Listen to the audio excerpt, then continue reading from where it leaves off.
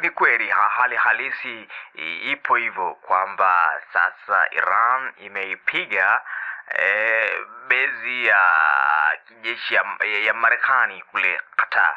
Hatujajua Doha wao msimamo wao utakuwa wapi, lakini tunachokiona hapa ni jibu. Hili ni jibu kwamba Irani ilisema kwamba itajibu kulingana na kitendo alichokifanya Marekani kuisaidia Israeli pale kutuma ndege zake na kupiga zile site zake za nuclear. Ilisema tutajibu. Sasa tunaona kwamba huenda hili ndio jibu lenyewe sasa. Hatujaelewa kwamba jibu litaendelea kwa namna nyingine ama la, lakini la hasha kwamba tunaona ni sehemu ya jibu ama ni jibu ambalo Irani imefanya kupiga maeneo yanayohusiana na Marekani pale Qatar. Lakini tutajiuliza kwa nini Qatar na si maeneo mengine? Unajua Qatar ni miongoni mwa nchi za Kiarabu, kwamba sasa pia ni mtego huu kwamba je, wewe tuko pamoja, umekaa na hawa sasa, imetokea hivyo sasa, nimepiga hapo sasa.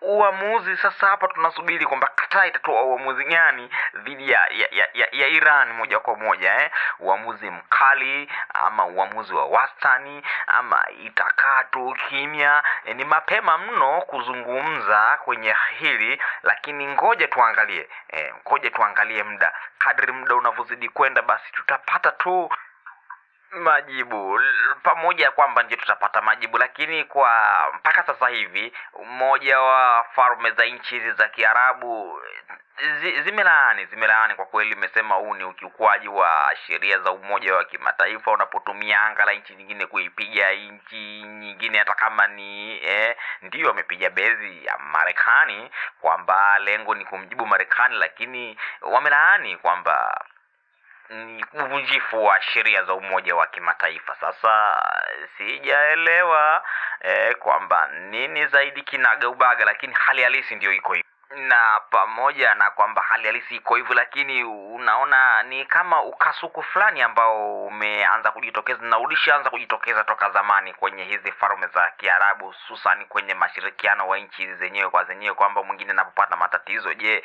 wewe unachukua uamuzi gani? Tunaona tu siku zote ni matamshi tu bwana, usifanye hivi usifanye vile, lakini sasa kwenye hili pia ni ukasuku ambao bado mimi naweza kusema unaendelea, kwamba wanashindwa waegemea upande gani, ili hali wanafahamu kabisa kwamba ndio yule ni mwenzao. Lakini sasa nini kifanyike bado ni shida, bado ni kitendawili, kwa sababu mpaka sasa hivi huu mzozo unatanuka. Sasa tunasema huu mzozo unatanuka kwa sababu ulianzia kule Iran, Israeli, sasa umetoka, sasa unaingia katika nchi zingine, na mataifa makubwa, mataifa na dunia kwa ujumla inashuhudia kwamba ulianzaje na umefikia wapi, kwamba mzozo sasa tuseme unakuwa kama diplomasia hazijatumika za haraka, ama tu akaendelea kutumia labda kuungana, kusaidiana, umoja huu msaidia yule, umoja mwingine umsaidia yule, mshirika huyo msaidia huyo, mshirika huyo msaidia yule,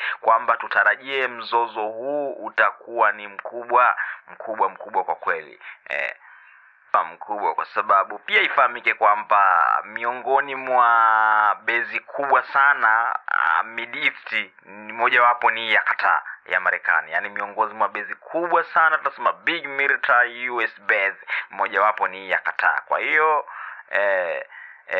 hali si shwari.